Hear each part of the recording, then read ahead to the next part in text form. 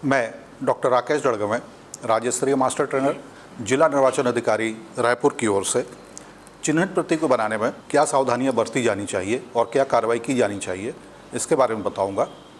इसमें मेरा साथ दे रहे हैं श्री लवण कुमार, तहसीलदार नजूल, रायपुर। ये एक नमूना मतदाता सूची आप देख रहे हैं। इसको अगर आप गौर से देखेंगे तो यहाँ विधानसभा खंड का नाम, उसके बाद मतदान केंद्र का क्रमांक, पुनरीक्षण का दिनांक, यहाँ पर लिखा है अनुभागों की संख्या, यानी इस मतदान केंद्र पर कहाँ कहाँ के लोग मतदान करने के लिए आएंगे। यहाँ नीचे संख्या लिखी गई है, कुल संख्या कितनी होगी, महिलाओं की, पुरुषों की, तृतीय लिंग की और कुल संख्या।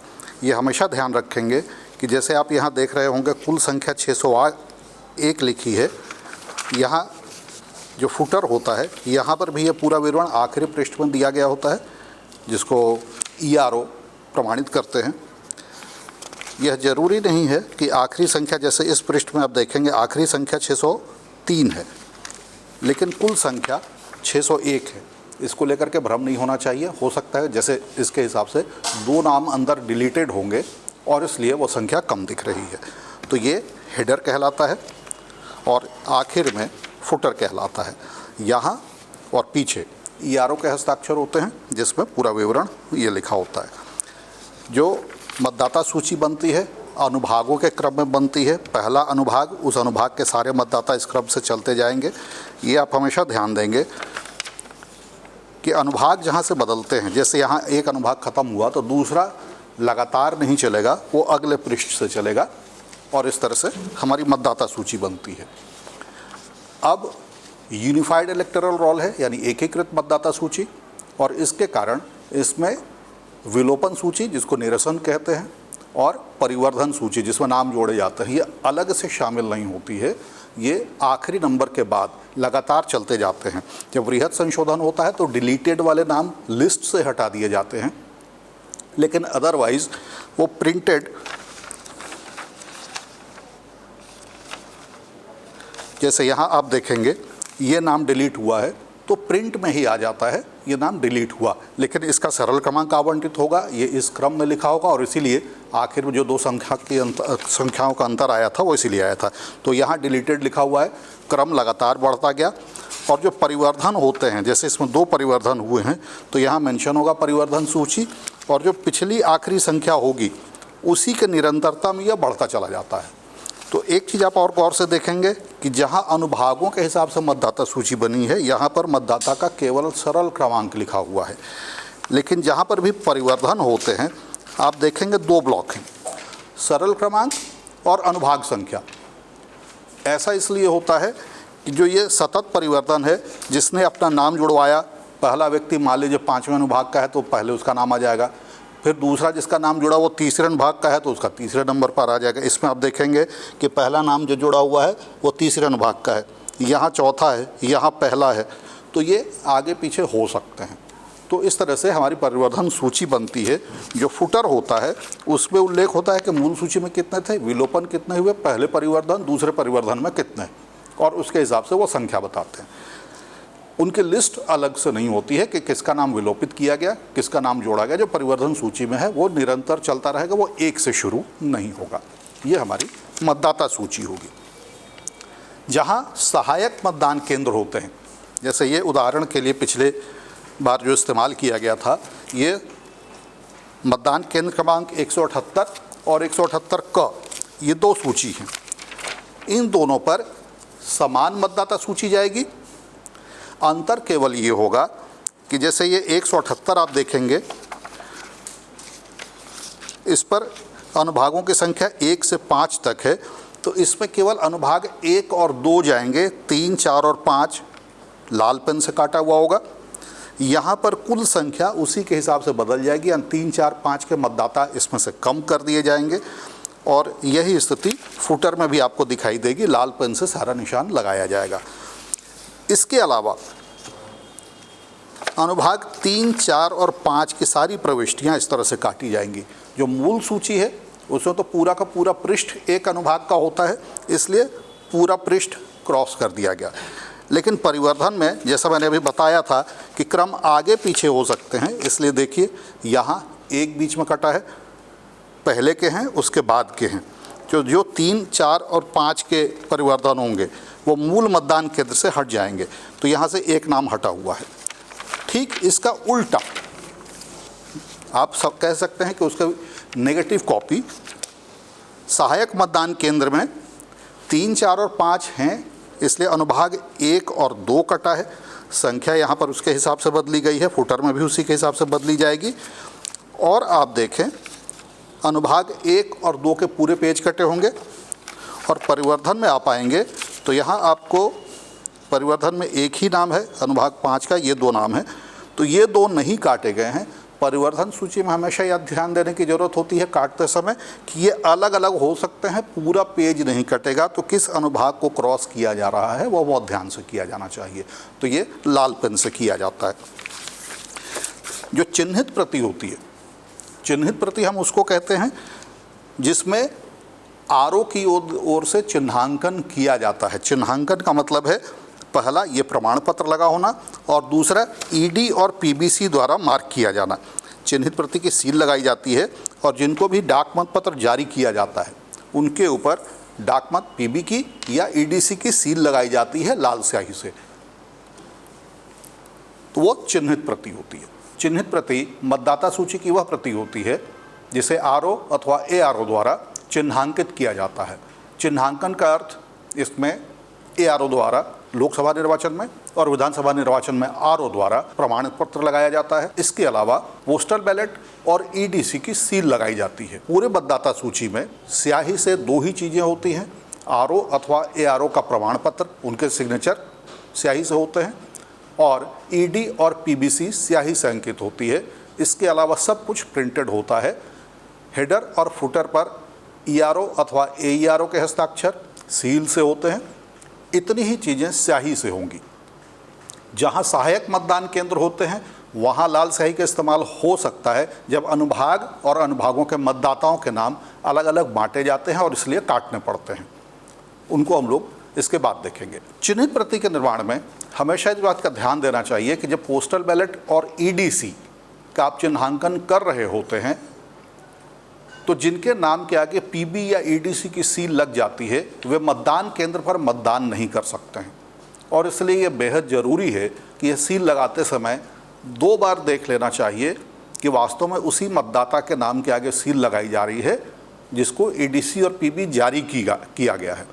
ये ध्यान रहे, पोस्टल बैलेट के मामले में जारी किया जाना ही पर्याप्त है, उसने मतदान किया या नहीं उससे कोई फ़र्क नहीं पड़ता, और इसलिए आवेदन आने और उसके स्वीकृत हो जाने के आधार पर ही पीबी की सील लगाई जाती है। जिसने ईडीसी के लिए आवेदन किया है वह वास्तव में ड्यूटी पर जा रहा है नहीं, उससे भी कोई फ़र्क नहीं पड़ता, उसको ईडीसी जारी हो रही है तो उसके नाम के आगे ईडीसी की सील लगाई जाएगी। अब आप ये सोचें कि किसी दूसरे मतदाता के नाम के आगे जिसने पीबी के लिए आवेदन नहीं किया है उसके नाम के आगे अगर सील लग गई तो वो अपने मताधिकार से वंचित हो जाएगा। इसलिए ये काम बहुत सावधानी से किया जाना चाहिए। चिन्हित प्रति ही मतदान का मूल आधार होता है मतदान दलों के लिए। मतदान अधिकारी क्रमांक 1 इसी में नाम ढूंढते हैं, इसलिए यह भी ध्यान रखना है आपको कि जो हर पृष्ठ की सूक्ष्मता से जांच होनी चाहिए, कोई पृष्ठ छूटा हुआ न हो, ये बिल्कुल इंश्योर किया जाना चाहिए, क्योंकि पहले और आखिरी पृष्ठ पर हम लोग प्रमाण पत्र तो देते हैं कि कुल कितने मतदाता हैं, लेकिन अगर बीच में 1-2 पेज भी उसमें मिसिंग मिली तो वो लोग मतदान नहीं कर पाएंगे। मतदान दल उसमें उनकी कोई मदद नहीं कर सकता, न उनकी कोई मदद कर सकता है। तो वो जांच केवल प्रविष्टियों की नहीं होनी है, सारे पृष्ठ लगे हैं या नहीं ये भी जांच की जानी चाहिए। पीबी और ईडीसी की सील ढंग से लगी है कि नहीं ये भी देखना चाहिए। हर पृष्ठ की जांच पर जो जांच करने वाले अधिकारी या कर्मचारी हैं वे हस्ताक्षर करेंगे। हेडर और आखिरी पेज फुटर इस पर ईआरओ अथवा एईआरओ के हस्ताक्षर होते हैं, और जो प्रमाण पत्र होता है उस पर अभी लोकसभा निर्वाचन है तो इसके लिए एआरओ हस्ताक्षर करेंगे। आपको मालूम है एआरओ या विधानसभा के मामले में आरओ हस्ताक्षर इसलिए करते हैं कि मतदाता सूची विधानसभा वार बनती है, किसी एक मतदान केंद्र के लिए नहीं बनती, पूरे विधानसभा के लिए बनती है। और इसीलिए विधानसभा निर्वाचन में आरओ और लोकसभा निर्वाचन में ARO उसको प्रमाणित करते हैं। प्रमाण पत्र में यह लिखा जाता है कि कहाँ से कहाँ तक पृष्ठों की संख्या है। तो इसलिए ये पृष्ठों की संख्या नोट करना बहुत ज़रूरी है। मतदाता सूची के आखिर में अगर उस मतदान केंद्र पर क्लासिफाइड सर्विस वोटर वर्गीकृत सेवा मतदाता हैं तो इस तरह का एक लिस्ट साथ में ऐड किए जाने की ज़रूरत होगी। इस सूची में CSV यानी क्लासिफाइड सर्विस वोटर का नाम, पिता का नाम, पिता या पति का नाम, कहाँ के निवासी हैं, और मतदाता सूची के अंतिम भाग का मतलब है मतदान केंद्र पर जाने वाले सभी भागों के बाद एक अंतिम भाग बनता है, उसमें उसका क्रमांक होता है। तो अंतिम भाग में उसका सरल क्रमांक क्या है? प्रॉक्सी वोटर जिसे नियुक्त किया गया है उसका नाम और उसके पिता का नाम, पति का नाम और वह कहाँ का निवासी है, इतनी जानकारी उसमें दी जाती है ताकि जब कोई प्रॉक्सी वोटर आए तो उसकी जांच की जा सके और उसे वोट डलवाया जा सके।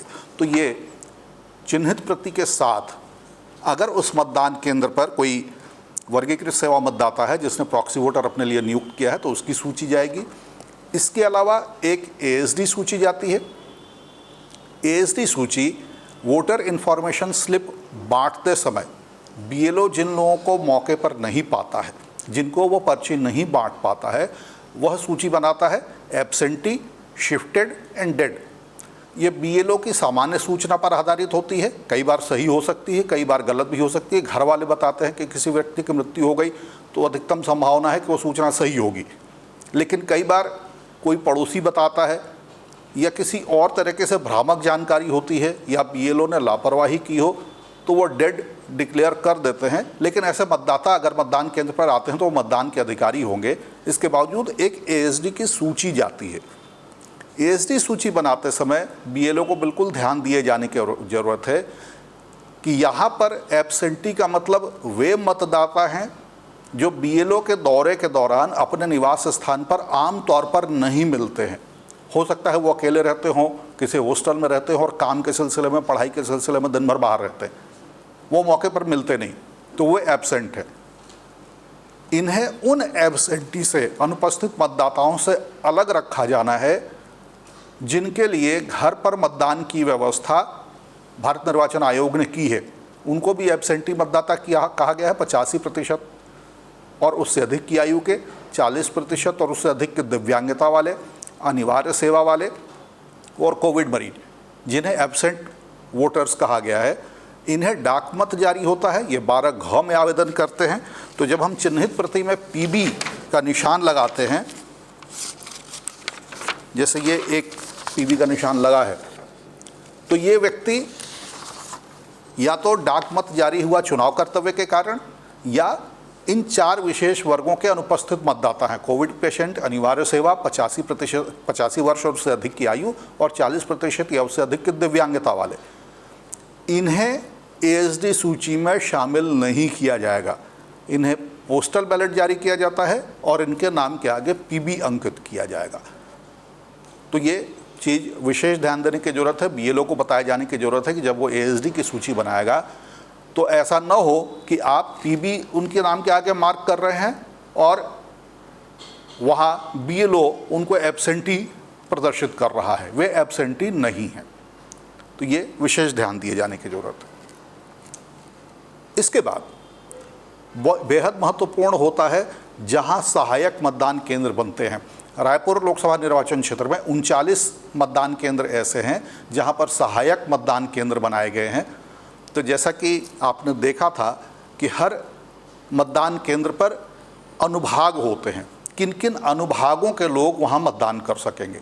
जब सहायक मतदान केंद्र बनता है तो अनुभाग के आधार पर वो बांटे जाते हैं। उदाहरण के लिए ये धरसीवां विधानसभा खंड का मतदान केंद्र क्रमांक 178 है और उसका एक सहायक मतदान केंद्र 178 क है। अगर आप हेडर पर नज़र डालेंगे तो इसमें 5 अनुभाग थे। 178 में यानी मूल मतदान केंद्र पर अनुभाग 1 और 2 हैं और जो सहायक मतदान केंद्र है उस पर 3, 4 और 5 हैं। तो बहुत ध्यान से आप देखेंगे कि इनको इसी प्रकार काटा गया है। मूल मतदान केंद्र पर 1, 2 को रहने दिया गया, 3, 4 और 5 को काट दिया गया, और सहायक मतदान केंद्र पर 1, 2 को काटा गया है, 3, 4 और 5 हैं। और इसी प्रकार दोनों के हेडर में नीचे और इसी प्रकार आखिर में जो फुटर है उसमें भी कुल मतदाताओं की संख्या काटी गई है। लाल स्याही से किया जाएगा। ये हमेशा ध्यान रहे कि चिन्हित प्रति में सारी मार्किंग लाल स्याही से ही होती है। जो PBEDC की सील लगेगी, ERO के सील लगेंगे, ये सब लाल स्याही से ही होंगे। केवल RO अथवा ARO का जो सर्टिफिकेट होगा वो नीली स्याही से हस्ताक्षर किया जा सकता है, या ERO जो हस्ताक्षर करेंगे वो नीली स्याही से करेंगे, जांचकर्ता अधिकारी नीली स्याही से करेंगे, जो निशान होंगे वो पूरे लाल स्याही से किए जाएंगे। तो अब ये जैसे मूल मतदान केंद्र है तो इसमें अनुभाग 3, 4 और 5 काटे गए हैं। तो जैसे मैंने अभी बताया था कि अनुभाग पूरे पृष्ठ पर होते हैं, एक पृष्ठ पर एक पूरा अनुभाग लिखा होगा, तो पूरे पृष्ठ को लाल स्याही से काट दिया गया। ज़्यादा सतर्क रहने की ज़रूरत है परिवर्धन सूची में, क्योंकि परिवर्धन सूची में नाम क्रम से नहीं होते हैं। आप देखें ये मूल मतदान केंद्र है, तो इसमें अनुभाग 5 के जो 2-3 लोग हैं उनको ढूंढ करके केवल उनके नाम की प्रविष्टि काटी गई है। इसके ठीक उलट जो सहायक मतदान केंद्र है उसमें परिवर्धन सूची में अनुभाग 1 और 2 के ज़्यादा लोग हैं तो सब काटा गया है, लेकिन ये जो 2 नाम वहाँ काटे गए थे वो इसमें छोड़ दिए गए हैं।